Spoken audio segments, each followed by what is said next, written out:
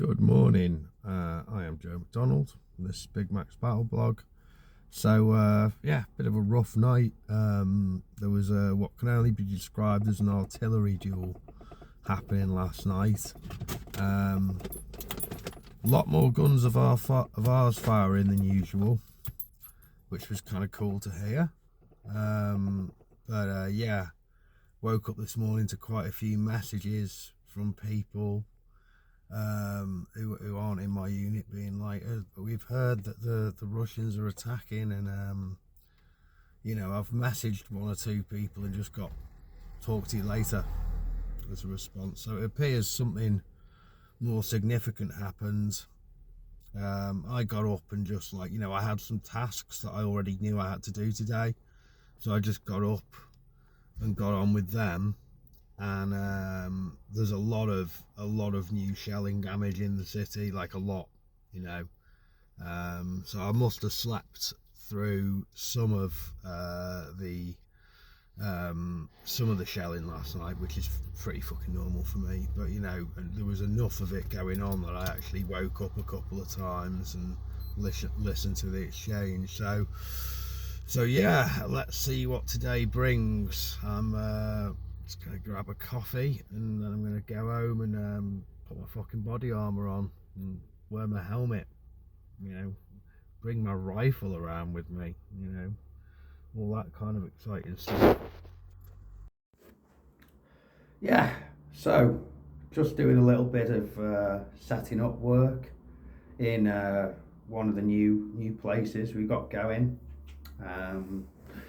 Still haven't heard any full reports about what actually happened last night, but it would appear that something bigger than usual happened. But it would also appear at this moment in time that it seemed like more of a probing attack than a full-on committed, large-scale crossing.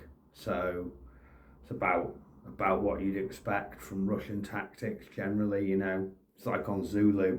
Don't know if you've ever seen that film. It's quite old and not that politically correct these days, but one of the first things the Zulus do when they're attacking the British is send a bunch of guys to just stand there in front of the fort getting shot. And what they're doing is they're testing the guns of the British.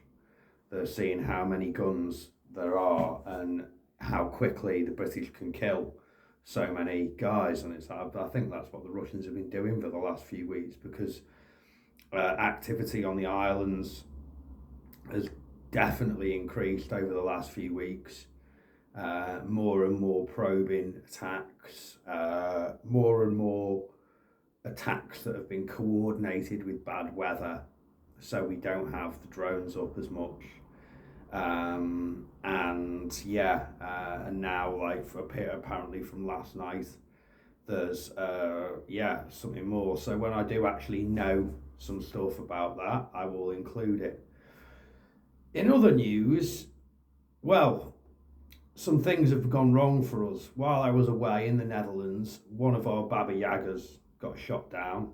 That was one that I'd put in about 12,000 or something for you guys' donation money, and someone else helped with, Tom, our American benefactor, helped out with that. They shot it down with a fucking missile because it's been used to great effect, and it's absolutely smashed a load of Russian positions, hundreds of them, So we got, for the $23,000 or so we spent on it, we got our money's worth.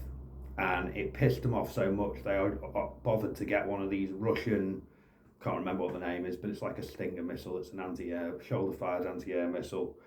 So that's a fucker. We have got one or two more, but you really need three of kind of anything to have a little micro squadron of them. So that's an expense. That's so part one of the new appeal. I need to get $20,000 together for drones. I've been going back to this, with the the number of viewers on my channel has gone up.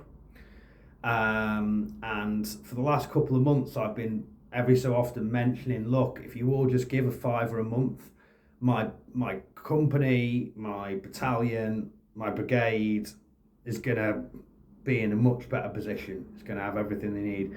So far, that's resulted in about half of what I was aiming for, which is like 25,000.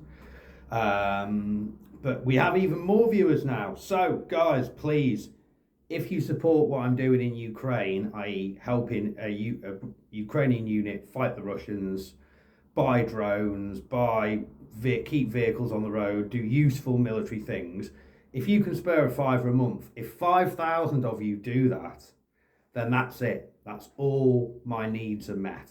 I mean, obviously, I could spend more money than that, but I'm just trying to think in realistic, achievable terms, you know. So please, yeah, give a £5 a month, because we've had other expenses come up. I've just got to